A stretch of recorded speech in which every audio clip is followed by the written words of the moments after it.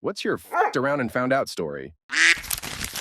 Walking down the sidewalk in NYC with my wife, I saw a banana peel on the ground and was like, why do they always show people slipping on these? How slippery can they be? I then proceeded to put all my weight on it and totally did the legs flying up in the air, landing on my butt thing like you see in cartoons. I look up and my wife was rolling her eyes to the point that I think she was seriously wondering how she married me. Story 2. When I was a welder, we had a lot of people who thought using any kind of PPE was feminine, from old guys to brand new 18-year-olds. One day, a guy was using the squint method to do a vertical weld and managed to splash some of the molten metal into his eyes. He's blind now, and due to not using the PPE provided, he wasn't able to get workers' compensation or sue the corporation. Commenter? I worked on cruise ships for a while. During a dry dock, where they remove the ship from the water for 2-3 weeks and make all the repairs, my regular position was not required, so I worked with the team they hired to come on board to ensure safety standards. One of these guys would literally spend his day walking around the ship to each contractor who was not using PPE and showing them pictures taken of people very shortly after they had died due to misuse of or not wearing PPE while doing the exact jobs those people were doing. These pictures were incredibly graphic and absolutely horrific, but damn, was it an effective strategy. Story 3. Someone I knew wanted to open her marriage even though her husband didn't want to. He said he didn't like it, but wouldn't stop her. She couldn't find anything more than casual hookups while he started dating an ex. He's with the ex now, and they are getting divorced. Commenter? My aunt caught my uncle cheating on her with another married woman in the late 90s. They had been married for 10 years or so and had a couple of kids. At some point when she was going through the divorce, she met the other woman's husband, they hit it off, and after a couple years, they married each other. Around the same time, my former uncle married the mistress. The mistress had 2 kids as well, so the children shuttled between the 2 homes. 25 plus years later, both couples are still married. I can't speak for the other relationship, but my aunt's current husband is a great guy who treats her well, so I would say she's better for it. As for the kids, 2 are complete duck-ups and 2 are pretty normal and cool. I have no idea how they felt about it at the time or how they feel about it now. Story 4. When I was a bouncer, there was a small scuffle at the bar and I went to go steaming in. Workmate tells me to slow down. I don't listen. Ended up the guy fighting played for Leicester Tigers, rugby. And he absolutely manhandled me like I was a small child, I found out. Commenter? One time I was at an arcade bar in the Detroit, Michigan area back in the 1980s. This place was absolutely the worst for fights, but we were all dumb and it was still one of the best places we had to hang out. I was in the vestibule area by the entrance and I hear someone screaming that there's a fight in the parking lot. I'm thinking, well, at least it's not me. Just as this huge steroid monster bouncer comes running past me and charges toward the glass doors. Unfortunately, he charged right into the one that only opened inward, and he hit that door so hard that the building shook. Knocked himself right the duck out as the poor in the lot continued to beat the crap out of each other. Good times! Another story. Just home from Iraq, thinking I'm the biggest badass in the world at a whopping 5'7", 165. Out at the bar having a good time, and some dude starts getting really aggressive with a girl that was a friend of my cousin's. I said something to him, he starts squaring up. A few bouncers swoop in to walk him out, and the third tells me I need to go too. He was bigger than me, but not huge. And with my current inflated sense of badassness, I told him, if you're the biggest they got, you better go get help. He did, and they were, and I was literally carried out of the place like a slightly large toddler. Only slightly less than positive interaction I've had with the security staff. Story 5.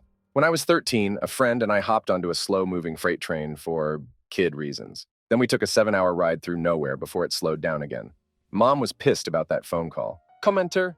Probably about 35 years ago, for my buddy growing up. His mom got a brand new van and us kids were checking it out, and he thought it was cool. It had ashtrays and lighters in the back seat for when his parents had adults with them that smoked. The van was off and the keys weren't in it, and he pushed in the lighter, and when it popped out it was white, so he said, "Oh, it doesn't work," and put it on the tip of his nose. He was Rudolph for a few days or a week after that. That's when we learned that the car doesn't need to be on for there to be power to some accessories, and they made some cigarette lighters in cars that didn't get red when hot. Story 6. One day, while I was driving down the road, I was punching my windshield lightly. Because it was making a funny sound, my buddy in the passenger seat. "You're going to crack your windshield." Me. "No, I won't." Windshield punch. Windshield. Crack. Me. Quiet. Story 7. I was a 7U at a kid's party, and we all walked down to the bodega on the corner for slushies. I finished mine, and while we were all hanging at the pool, I noticed an unattended slushie another girl had. I was still thirsty, and being a greedy little crap, I put the straw to my lips for a sip. I just didn't realize a bee was stuck upside down in the straw, stinger first. Stinger meets lip, swollen for days. Greatest story of karma I've ever encountered. Commenter. Almost exact same thing happened to me. But it was a can of Coca-Cola I left unwatched for a few minutes, and the whole bee went in my mouth when I came back for a swig. I distinctly remember the sensation of wings brushing the roof of my mouth before it stung me inside my lip. Still have PTSD to this day. Story 8. I was hitting a rock with a hammer as a kid. Well, the rock eventually flew up right into my eyeball. It took my family an hour to convince me that my eye didn't pop. Story 9. A year or so ago, I decided it was a great idea to try and fix my car's brakes myself instead of paying a mechanic. Watched a couple of YouTube videos and thought, how hard can it be? Spoiler, very hard. I ended up with a car that wouldn't stop properly and nearly rolled into a mailbox during the test drive. Had to sheepishly call a tow truck and spend even more money getting a professional to fix both the brakes and the extra damage I caused. Definitely found out on that one. Story 10. This thread reminds me of a funny story of my brother's. So when we were kids, our stepfather was really strict, and to be honest, a bit of a git. He had my brother digging post holes all day when he was about 10 or 12. My brother asked my stepfather for a pair of gloves to protect his hands, and my stepdad derided and ridiculed him. Oh what? You want a pair of git mittens? Fast forward several years, and my brother is a grown man and a foreman for a construction crew. As a favor to my stepfather, my brother gets him a job on his crew. One day they were digging holes or something, and my stepfather's hands began to blister and bleed. My stepdad asked my brother for a pair of gloves to protect his hands. Oh what? My brother replied. You want a pair of git mittens? He waited over 15 years for that moment, edited out a few typos. Commenter! Grew up on a farm. Stepfather was an ass. We were working cows. I was around 16. I don't remember exactly what we were doing, but I got kicked between the legs. As I was rolling around, he asked, did that hurt? After I could stand again, we switched positions and that same cow kicked him right in the face. I'll never forget. He had on a brand new white Stetson that went flying off into the cow crap. As he lay there on the ground, I looked at him and asked, did that hurt? Story 11. When Pokemon Go first came out, first week, it was rumored that ghost Pokemon could only be found at cemeteries. The biggest one in LA should work. Thought so drove myself there. As I was driving through, there were several funerals taking place. And I just thought how morally wrong this was, and I shouldn't be doing it. But I pressed on, found a hillside to park with no one around, and got out of the car and started roaming around with my phone. About 20 seconds into looking, I heard some pound horns blowing, and I witnessed half the hillside explode. Like giant explosions trigger one after another 100 yards away. A giant wall of dirt and dust almost got me as I jumped back into my car. A few guys in construction outfits came up to a min later asking how I got there. I pointed out the roadway to which they realized they hadn't blocked off. Story 12. My life is full of them, but most recently I decided to DIY a small bathroom makeover in my basement. Mostly retrofit, drywall, laminate flooring. 3 months and a couple of thousand later, it's still unfinished, and I need to hire someone to finish. How, you ask? Is this FAFO? My brother is a gifted GC who does not live close, said, man, it's tricky and can turn into a money pit quick, just hire someone. Commenter. I took part in group sex and got chlamydia. So yeah, quite literally having sex around and found out. Also, I went to one and got high to the point it damaged my heart. Luckily, my boyfriend realized really quickly that something was off and got me out of there. Group sex. When the hostess found out she was livid, she'd hosted several and never had a problem. She figured out who it was and banned them and let all the other hosts on the site know what happened. That incident was one of many reasons I left the lifestyle. Now I'm happily single and having a great life. Had an ablation to help with the damage and probably have to take a beta blocker the rest of my life, but I'm all good now. Story 13. When I was a kid in the 80s, around 10 or 11, I wasn't exactly the coolest looking. I had glasses and braces and straight goofy looking hair. I loved sports though, and I was really good at baseball. Needless to say, looking the way I did, I took a lot of crap. One day, these two guys, Mike and Mike, invited me to play catch. I thought I was pretty cool because one of them was the principal's son and a popular kid. Other Mike was like hype man, popular by association more or less. So I rode my bike up to the field and we eventually started playing pickle. They started acting crafty when I continued to get them out as runners. When I eventually queued up to be the runner, it started to get mean. I'd run and instead just tagging me. They'd smack me with their gloves or push me down when I was coming up on the base. The bases were big rocks, and at one point they pushed me down on one of them. I started to get angry and was crying a little bit because it really hurt one of my legs when I fell from the push. I told them that they should stop and that the next time they did that, I'd get really mad or something really lame because, again, I wasn't exactly a tough guy. They thought it was pretty funny. I probably would have laughed at me too. Sure enough, I queued up to run and principal's son pushed me down and I landed on the rock again. Something just snapped.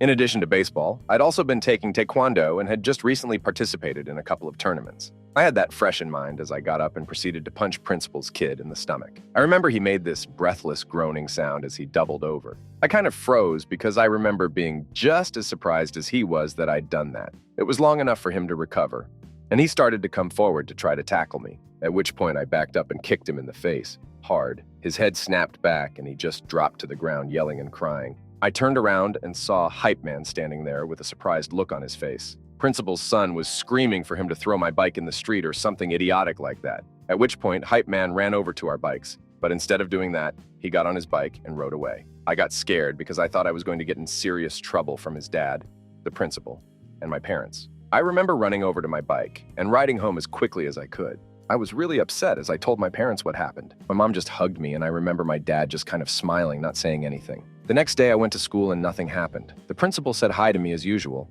Maybe I'm misremembering, but I'd also swear he gave me a look like, good job. He knew I constantly took crap. I ran into Principal's son, Mike, who had a pretty nasty black eye. As I walked up, I overheard him telling his friends he kicked my ass. I didn't say anything for obvious reasons, but from then on, he actually became my friend. Hype Man Mike never said anything, and because he was friendly to me, other guys who'd previously been mean at least stopped to a tolerable degree. Story 14. Was dating girl for about 3 months. She had a big, gentle giant of a Newfoundland dog. I got along swell with her dog, and so I absolutely thought I could dog sit for her and that she could trust to leave me the dog. She was going to her cousin's funeral, which was in another state, and would be gone for the weekend. I fed the dog, and had seen her walk her dog off the leash. And it would be very obedient, and never stray far, and was generally a slow walker. Thought I could do the same. The dog ran from me. Thought it was a game of catch. Made me chase it around for about 35 minutes. Finally got the dog back in the house. We had gone for a walk right after she ate, so all that running around made her throw up in my girlfriend's living room, all over her living room carpet. Not only that, it was a rainy week. Thus, she tracked in a crap ton of mud, and oh my, I never saw the dog drink water before. Newfies splash water everywhere. It gets worse. The dog was tired, and through all that bees of playing tag outside, I never actually saw the dog poop. So by the time I was done cleaning everything, the dog had pooped, lying down. So I smelt crap, yet couldn't find it anywhere. Finally lifted the dog's tail to see it had pooped. Was all over the underpart of her tail and, of course, all over her butt. Took her out back and thought, okay, I will just give her a quick bath. I am a neat freak. And well, her paws were still slightly muddy, and if I was going to thoroughly wash her tail, and her butt might as well give her a proper bath with the garden hose. This was the worst idea. I had no idea it takes 6 hours to dry a Newfie. What the duck kind of breed is this? The entire time I thought never again would I ever dog sit any dog ever again, no matter how hot a girl is.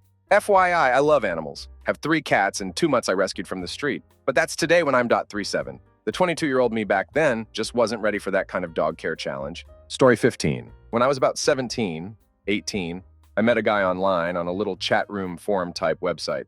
I actually ran an art shop on it and sold art. That's how I ended up getting to know him. Our conversations were fun, but I had no intentions of it going anywhere other than flirting. He had other ideas. He was really manipulative and loved to gaslight, but I grew up with a manipulative mother, so I knew how to defend against it once I spotted it. When he had had enough of my always being defensive and argumentative, he found my address and sent me spiked food and images of my house from Google Maps and told me he knew where I lived. I later learned that how he found out was through someone my sister was friends with whom she communicated regularly. He spun some story how we were trying to meet but wanted to surprise me early, so the friend gave him my address. I was so embarrassed and I didn't know how to tell my mom or sister. I knew better, yet I did it anyway. This guy got me banned from Gaia Online by trading me items and then reporting me, saying I scammed him. I ceased all contact and removed myself from anything he knew I was involved in, but I was sure I had been careful about not revealing anything personal. I also played Guild Wars 2 back in the day, and I got a message from a random player. Turns out it was him. He acted nonchalant, and I was absolutely mortified to the point that I stopped eating. He learned of the games I played from that same friend that my sister hung out with and purchased the ones needed to track me down and found out my player name from that friend. When I confronted the friend, they did not believe me and said I was acting like an extreme feminist.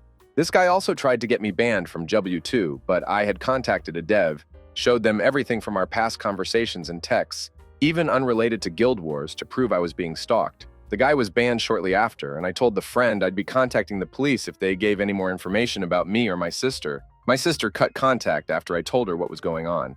Eventually, the ex-friend contacted me through GW2 saying that I was right all along, that this stalker did it to other girls too, and he manipulated their friends into giving them information so he could follow them. Apparently, it had gotten way worse with the girl after me. I told him to go talk a long walk off of a short pier and never contact me or my sister again. I didn't tell my mom until after I moved out because the incident with the food was brought up. Story 16. Several years back, my friend and I were leaving a mutual friend's house and found a stray cat. The people who had been sheltering him had just thrown him out because he sprayed. My friend and I agreed to split the duty of caring for him. She would take him for the time being, and I would get him fixed and take care of him while he recovered, maybe permanently. Well, we got him fixed. And when he was picked up, the vet at the Humane Society gave very specific instructions to keep him calm, quiet, and not stress him out, because his incision was only glued, and he would be in pain. My family had taken in stray cats before, and we had dealt with plenty of cats post-sterilization. So of course we knew what we were doing, right? We took him home, introduced him to our 2 elderly and not welcoming cats, and let him have roam of the house. 3 days after we took him in, I woke up to my mom yelling at him and frantically calling for me to come out to the living room because he was freaking out and had attacked her. I made it to the scene, and he instantly pounced on me, tearing up my knee. I went to the ER for antibiotics. Mom ended up sick with cat scratch disease, and the cat went back to live with my friend, the only human he actually ended up liking. To this day, we both still carry the scars. Story 17. At work, I decided to step over a rolled-up carpet that was blocking the aisle. Instead of carefully navigating over or around it, I decided to jump over it. My toe caught on the stretch wrap, and I went knee first onto the concrete at high speed, split my knee, and was out of work for a month. Commenter. I got my finger stuck in a bottle trying to get more cream out. My finger quickly became swollen and purple. I had to go to the ER. Also, I had the rubber part of an earbud come off in my ear because I pushed it in too far. Couldn't get it out after like an hour of trying with the big tweezers I have. Girlfriend couldn't either, so I sheepishly walked into the ER. Told the person working the desk what I did. She sort of rolled her eyes and called a nurse or something over. He laughed and grabbed a small forceps and removed it immediately. I think they took pity on my stupidity because they didn't take down my info or charge me. An expensive, stupid tax would have been somewhat justified. Story 18. When I was a teenager, I had a serious chip on my shoulder. One day, some guy got in my friend's face, and I decided to intervene. Without thinking, I hit him. Back then, I was a wrestler and had the strength to match, so I completely wrecked the kid without much effort. Suddenly, I felt a hand on my shoulder, pulling me away from him. I turned around and found myself face to face with his brother. As it turns out, this guy was famous for being on the Olympic wrestling team. And for some reason, probably fueled by adrenaline or stupidity, I swung on him. What happened next humbled me instantly. He caught my arm mid-swing like it was nothing and just held it there. He looked at me with mild annoyance and tightened his grip ever so slightly. It wasn't painful, but the sheer strength in his hand, combined with how effortlessly he restrained me, made one thing clear. If he wanted to hurt me, I wouldn't stand a chance.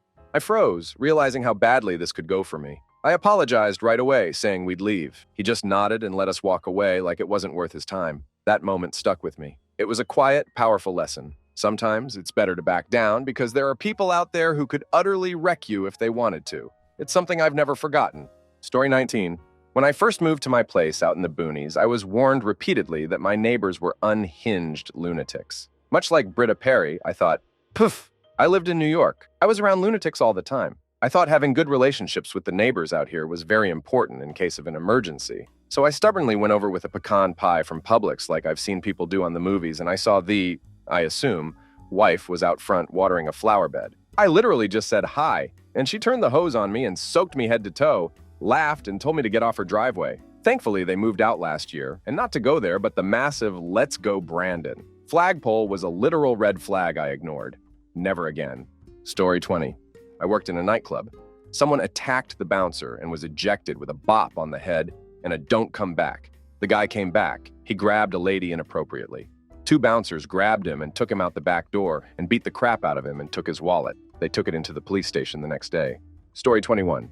At 18, I had a real grown-up job and decided to splurge a bit when I got my first check. I bought a party tray of 24 chocolate chip cookies from the local Safeway, if you know, and decided to eat some. Some turned into 24. I crapped my pants on the way to work, turned around and left, crapped my pants again on the way home. Crapped for 2 days straight. I can't look at a chocolate chip cookie without feeling my butthole quiver. Story 22. I started bullying the only kid who was geekier and smaller than me in high school for one reason, and one reason only, to impress the one girl who lived next door to both of us. On day 1, he kicked my ass in front of the girl. Story 23. Tried alcohol and fell in love with it instantly. Suddenly, I was this very social, outgoing guy who could finally drink like my bigger friends. I was about 130 pounds at the time, without passing out by 9. Once a month turned into once a week, which eventually became every day. Alcohol, my best friend. I became a man escort and somehow managed not to get anyone pregnant or contract an SNO.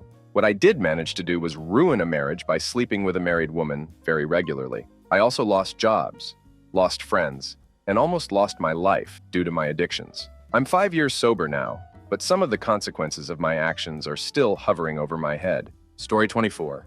Drove through a large puddle in the road going around 45 miles per hour. It was deeper than I thought, and a giant wave of water completely covered the windshield, and I almost lost control. Luckily, it was around 5:30 a.m., and nobody else was on that road, but it was quite shocking. Story 25. I went to a haunted house with 3 people my dad said not to go with in a neighborhood he said not to go to. They started a fight with 4 locals. 2 of them and 3 of us required an ambulance. I drove home alone and hurt without having any fun at all. Story 26. Back in 2015, second year of uni, we used to play on a school AstroTurf pitch on the weekends. Technically not allowed, but PPL either went under a ditch or climbed over to get to the pitch. It rains a lot in Glasgow, so the ditch became a puddle, and I used to bring a saucepan to empty the water and go under the ditch. In April, when the weather got better, I saw PPL climb over, so I thought I'd try rock climbing one time to prepare.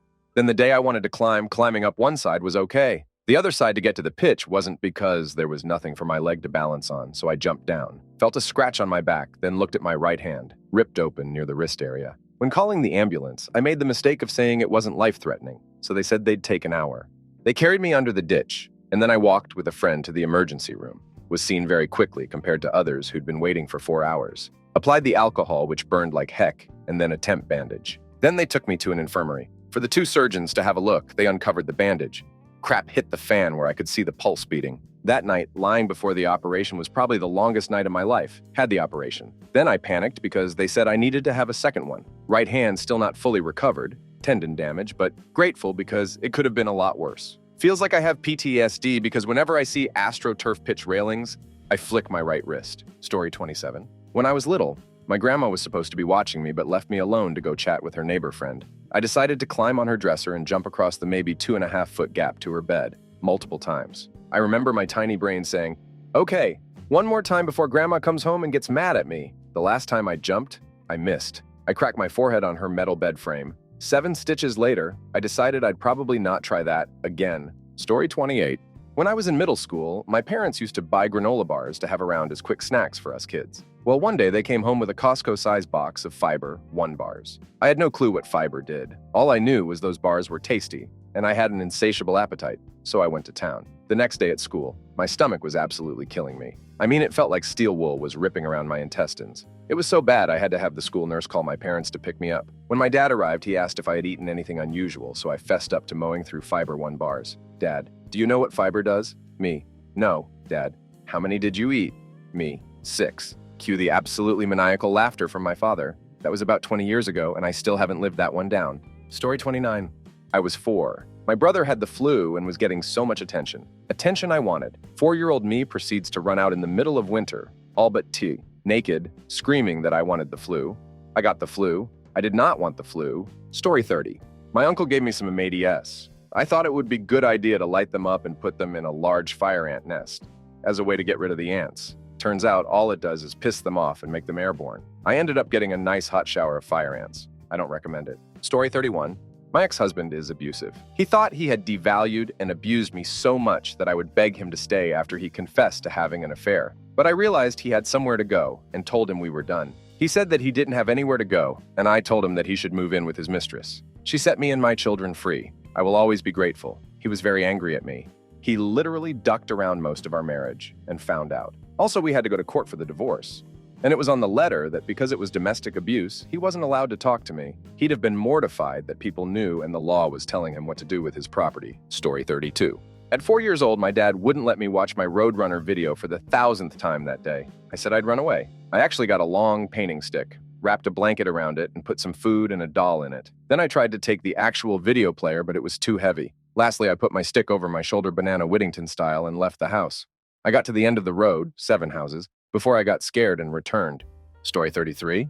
I was at an amusement park on the boardwalk, Ocean City, Maryland, with a friend, and I wanted to get up on the Zipper. The Zipper is a ride that has been around forever. The individual cabins seating 2 are like sacrificial cages with 2 bars to hang on to for dear life. You move in a circle while spinning in alternate directions is the best way I can describe it. My friend Yvonne said, "No way. She insisted she would throw up if she did that ride. I advised her that neither of us had eaten anything recently, so she has nothing to throw up. I kept twisting her arm. She finally gave in, all the time repeatedly saying she's going to vomit. So we're on the ride, full stop. I'm laughing and screaming, and Yvonne starts vomiting. Here's what happens if you puke while spinning around on the zipper. The puke hits the mesh cage part and then flies back, lands all over you. Hair, face, clothing, everything. I was hollering for the attendant to stop the ride. Of course, that makes him keep going, and faster. Finally, when the ride stopped, Yvonne saying I told you so 100 times, I jumped off and ran into the ocean with my pocketbook on my shoulder. I had to get all of that vomit off of me. I walked back toward the zipper. The attendant was hosing off our cage. Story 34. New hire at work was running the press brake, a large hydraulic machine that bends metal. He was holding the part with one hand and letting his other hand rest on the bed of the machine. Hit the foot pedal. Top die comes down and folds the part. 3 different times he was told not to put his free hand on the machine bed. He would say okay, and after a few parts, go right back to doing it again. He got into a rhythm and didn't pay attention to where he placed his free hand. Instead of resting it on the bed, he placed it on the bottom die. Top die came down with 35 tons of pressure and his 4 fingers were crushed off. Story 35. After 9/11s, I enlisted in the Army infantry because I was gonna duck some dudes up that did this to our country. I grew up playing video games and watching war movies where war is romanticized. Instead of going to Afghanistan, I was sent to Iraq. After 7 days of being in Baghdad, my unit was caught in a massive ambush that took the lives of many of our guys and wounded a bunch more. This was when the damn around and find out started. I was on top of the Humvee the day of the ambush as a machine gunner and realized quickly that I was in over my head, that war was terrifying, that things can and will go wrong, that it doesn't stop when you want it to, that it's loud and disorienting, especially when RPGs are fired at you. Guys were screaming in terror. My ears were ringing, etc. We spent the next 8 months fighting insurgents and losing more and more guys, and it shell-shocked the crap out of me. Let's just say I did not re-enlist. War is not for me, and I carry those traumatic moments from when I was 19 years old to this very day. Sometimes I just shake my head in disbelief. It feels like it was all a dream, ducked around and found out. Story 36. Back in my high school days, the principal decided it was a good idea to implement a book bag size rule with stringent size limits on both extreme ends. Now, I was the one kid who broke the upper limit with my large roly-poly bag. I had it listed as a medical device on my IAPP just to make sure I could keep it. The reason I could do this in the first place is another adventure. But the lower end, this is a high school. The youngest girls are 13. These girls menstruate. A lot of girls carry small bags with their pads and such. Now, the teachers didn't have any issues with this because it's not like they can hold it. What are they going to do? Well, the administration are sticklers for rules, and the bags asterisk are asterisk smaller than allowed. Needless to say, a lot of girls got their pads stolen. A lot of fathers find out. A lot of them are understandably very damn angry. 3 or 4 of them walk into the principal's office about 2 weeks after the rule was implemented. There was a very loud scuffle for about 15 minutes. Bags were returned, and the rule was never enforced again. Principal had a limp for the rest of the year. Story 37. I was swimming with a group of friends in a river.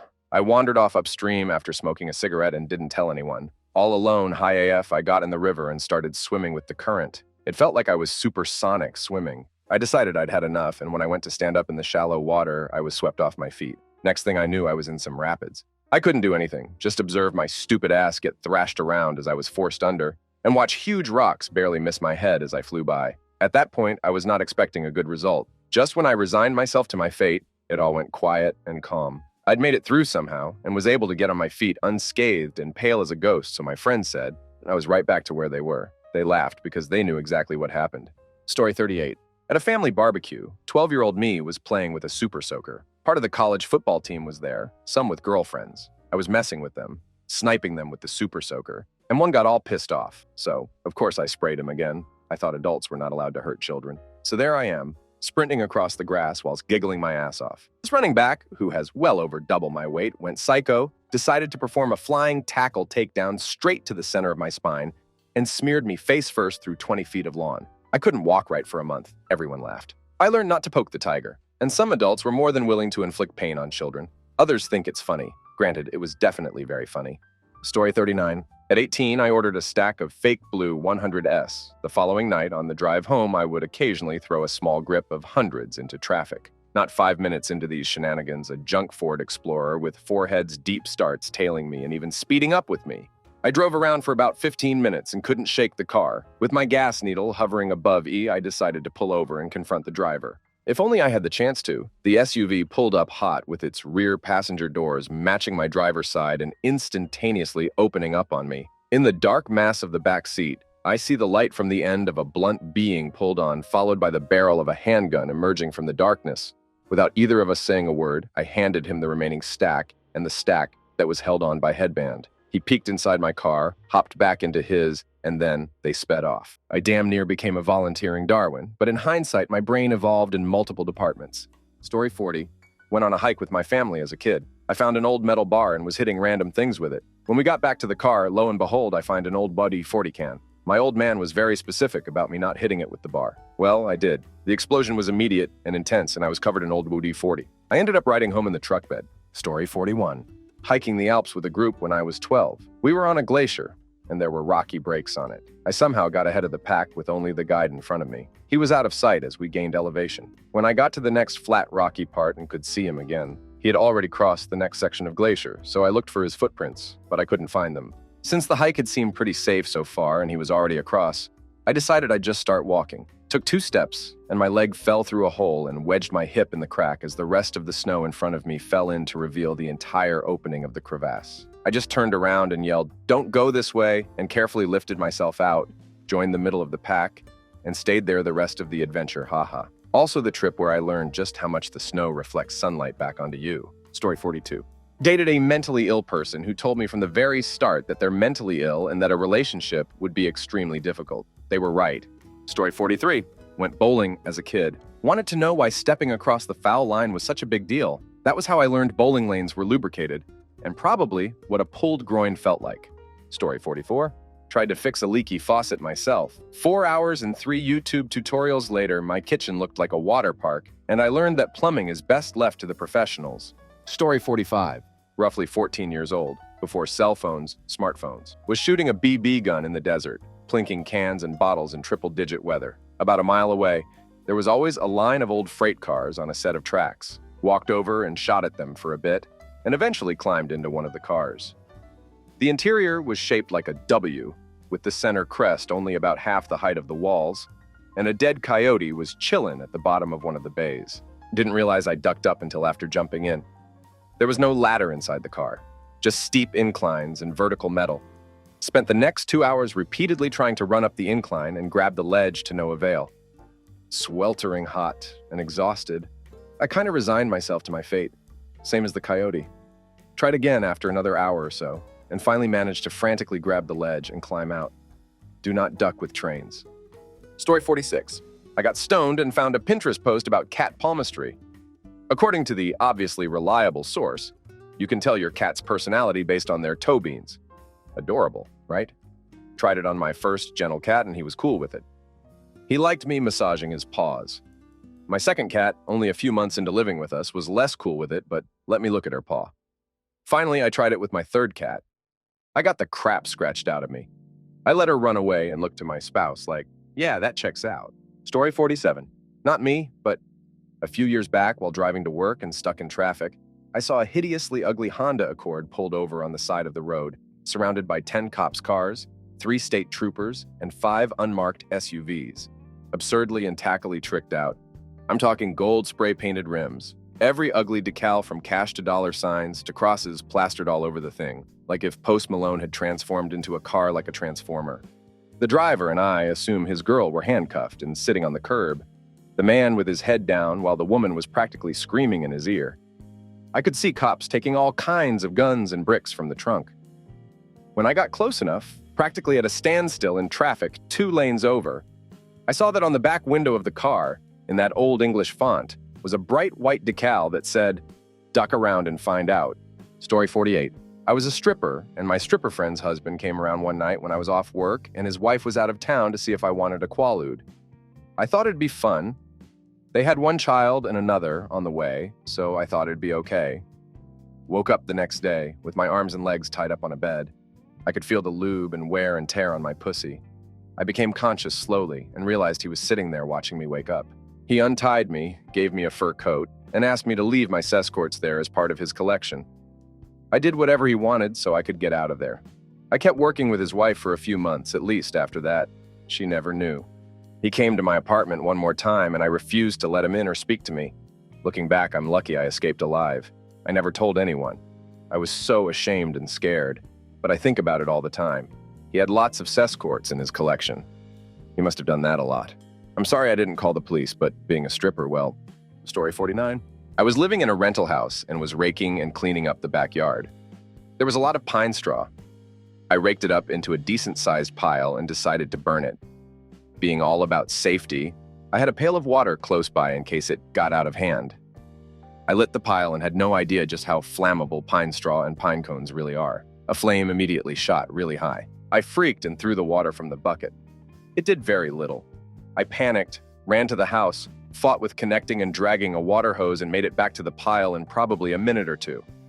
Fortunately, I did not catch trees or neighbors' yards or houses on fire. Story 50. My neighbor was remodeling her attic into a game room. She had stacks of beautiful old furniture, including a Tiffany-esque lamp.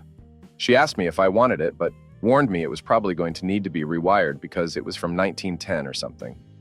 I got it home, cleaned it thoroughly, and plugged it in to admire the glass panels. Great. Worked fine. Then I went to move it and touched the bottom while it was plugged in. The metal base was missing a part.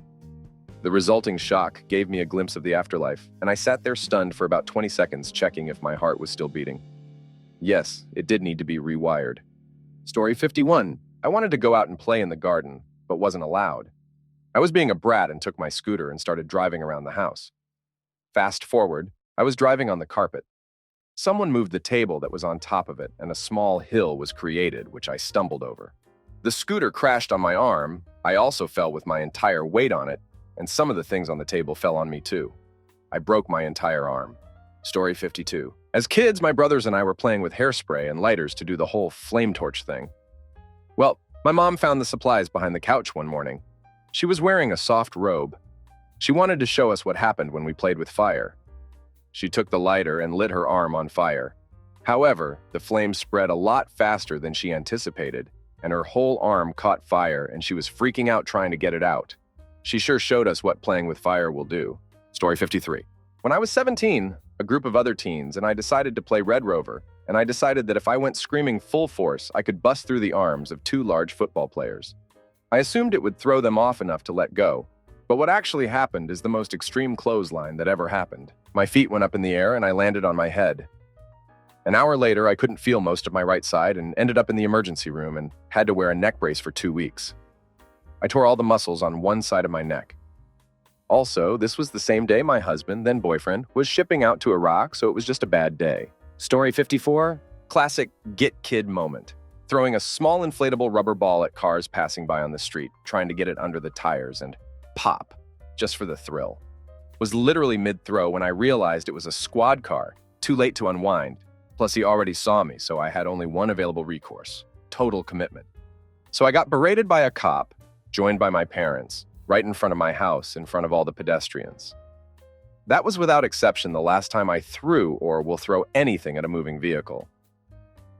Unless, the juice is really worth the squeeze, like throwing change at the ice cream truck as it briskly speeds off, not having noticed you.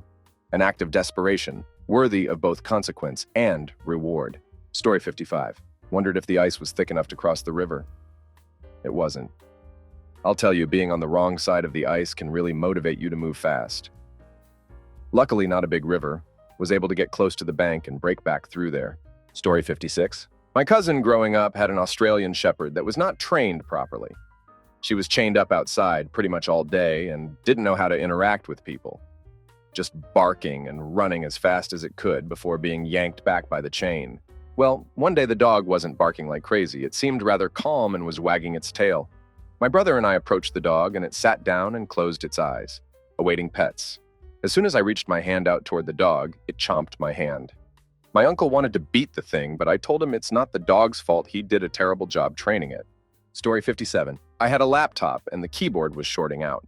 It would randomly stop working and you had to push down on it and it would start working again for a little while. One day, I couldn't get more than a few keystrokes before needing to push on it again, so I started pushing harder and harder in my frustration. Eventually, it culminated in me punching the keyboard only to watch the laptop turn off and refuse to turn back on.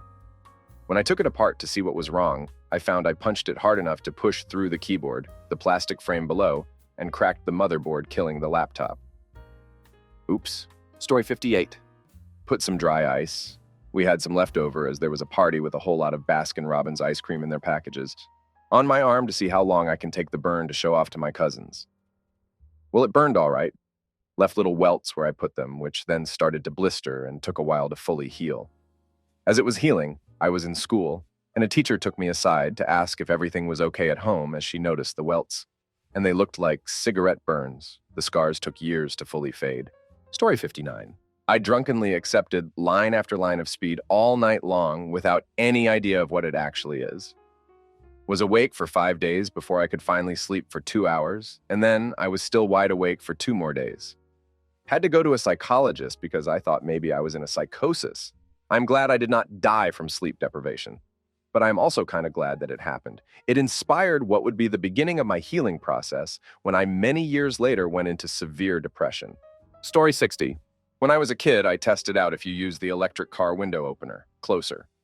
I wondered how strong the motor was if I put my hand above the open window and then hit the electric close window button. Severely hurt my hand. Turns out the motors are strong. Story 61. Joshua Tree State Park, scrambled up a sheerish incline in Birkenstocks, I think, or another not good bouldering cess court because I'm not a climber, just a dumb 22-year-old. Partner got freaked out halfway up and ended up scooting back down on his butt. There were other people also frolicking up and down this particular boulder structure. I got to the top and thought I was such the spunky adventurer, smoked a bowl because I was in a beautiful park. I couldn't go back down the way I came because wowzers, it was almost like a slide and scary.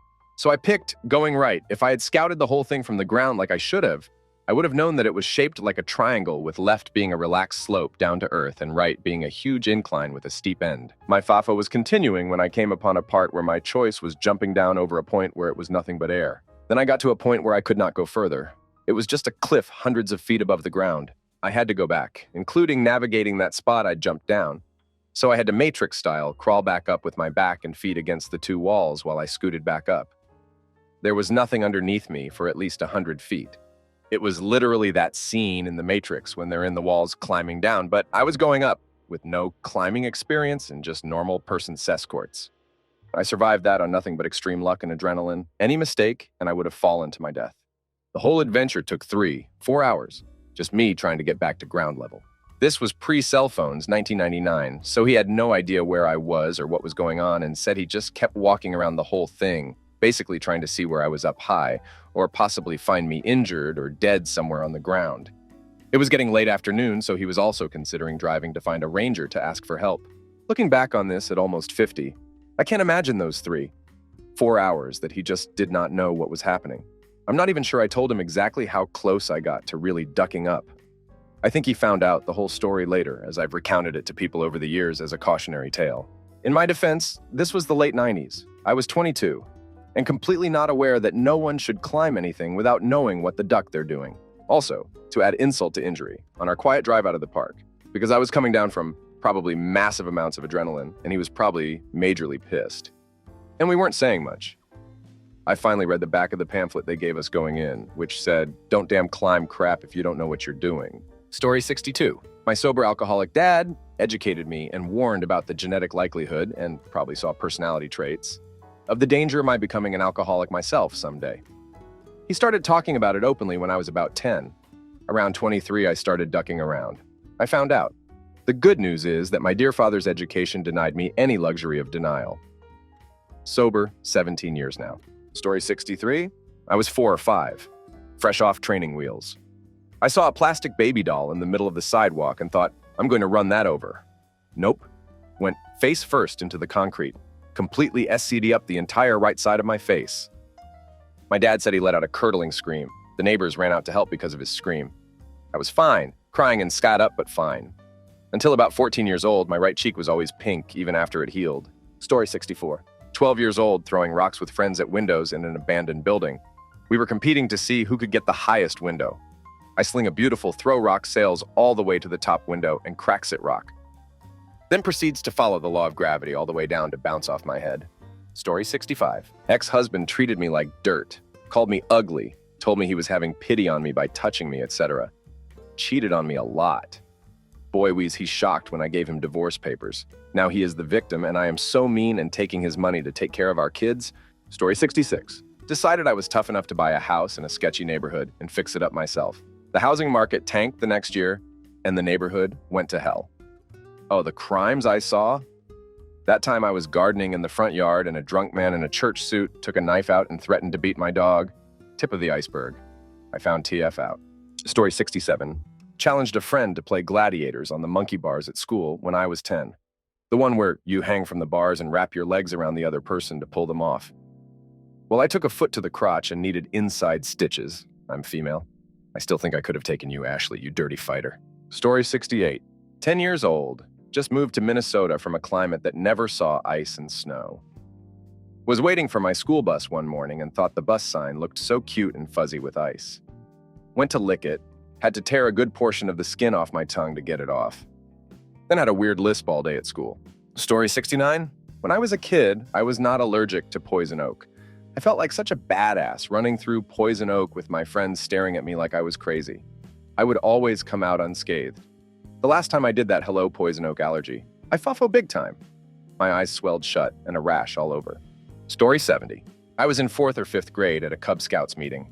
I was a very curious fellow, so I unfolded 2 paper clips and started poking around in an electrical socket.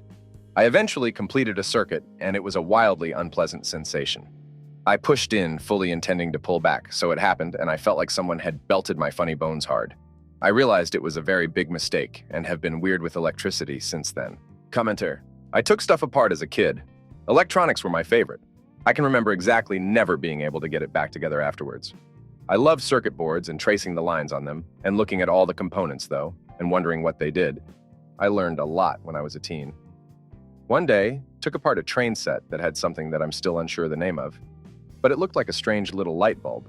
The train set would emit sparks when you bridged the tracks with a screwdriver, which I had done so much that it broke the thing. I figured no loss with removing the light bulb and seeing if it lights up in the plug-in of my house, since batteries didn't seem to do anything to it. I put it in and simply remember a blinding flash, black smoke, my hands being covered with gray dust, the smell of ozone, and a distinct crack sound. I found out why they give don't play with electricity talks in school that day, but surprisingly no injuries other than the fear of God being put in me. Surprisingly, the light bulb thing seemed to be unaffected. I still have no idea what kind of component it was, despite attempts at researching it. It never lit up. It was in an opaque case. It simply looked like a light bulb. I pretended afterwards as a kid that it was a magic teleportation device, but never put that thing to any form of power again. Even batteries scared me with it, and one day I smashed it with a hammer, thinking that the magic inside of it needed to be broken for some reason. Story 71. Was about 15 years old and loved fires and stuff. Abandoned dirt bike in my communal backyard. No petrol, but I still threw a match in the tank. No hair or eyebrows for about a month. Lucky that was all that happened as the fire flew back up through the cap of the tank. Story 72. Thought I was smart by taking a shortcut through an alley to avoid traffic. My tiny Honda got stuck between 2 buildings because I misjudged the width. Had to call my ex, who's a tow truck driver. He still brings it up at family gatherings 3 years later. Story 73. So the story goes, when I was about 18 months to 2 years old, my parents had taken me and my older brother to a petting zoo farm type thing. I was chasing a chicken. Mom told me to stop, but I wouldn't. Well, now I have a scar above one of my eyes because the chicken pecked me out of revenge. Story 74. Ice was building up on my buddy's windshield wiper while we were driving. I thought it was a good idea to hit the windshield to try to knock it loose. It was not a good idea. Story 75. I didn't take my ex seriously when he threatened to get scary if I left. TBH, I don't want to blame myself, but he destroyed my life beyond repair. It's a miracle I made it out at all. Story 76. Tried to multitask by cooking, texting, and watching a show. Ended up with burnt food, a broken phone, and a plot twist in my show I definitely didn't expect. Story 77. Me, age 7, and playing around with a sharp pencil at the dinner table. I wonder if this is sharp enough to puncture skin. It was. My mom found me with the pencil just kind of dangling out of my palm. Story 78. I wonder what would happen if 11-year-old me took the sticky label from a lighter, stuck it to my thumb, and then set it on fire. Oh, that's what happens. It burns hot plastic and paper into your thumb extremely quickly. Story 79. At the tender age of 5, I thought the tweezers were the perfect shape to fit the outlet. That day, I found out how much force my dad had in his leg to kick me away from where I was stuck getting cooked. Story 80. I once ignored my friend's warning about trying a new recipe and ended up setting off the smoke alarm in the whole building. It was bad, but now I always double-check the oven settings. Story 81. Decided to climb a ladder to get Christmas decorations down, knowing my knee was sore. Ended up jumping into partner's arms and heading to hospital. Found out 2 tears in left knee and tornicle in right. Story 82. My friends and I grew up watching the Dukes of Hazzard. We thought you could jump a car and just drive away. It turns out you can't, and sometimes people hurt their spines. Commentaire. Tried to skip a small step on a ladder and ended up falling off, breaking my wrist. Now I double-check every ladder before I even think about climbing. Story 83. When I was a kid, I decided it would be a good idea to throw rocks at a hornet's nest. I completely missed the nest and still got stung around 5 times. Story 84. I tried to pet a stray cat and ended up getting a nice scratch on my hand. Lesson learned. Don't mess with feral felines. Commenter. Oh, you never try to pet any cat when you first meet. Just hold your limp hand out as an offering and they'll either pet themselves with it, you can now attempt to slowly move your hand, or will back away. It's effectively a handshake. You'd feel weird if a stranger tried to put their hand on your face, right?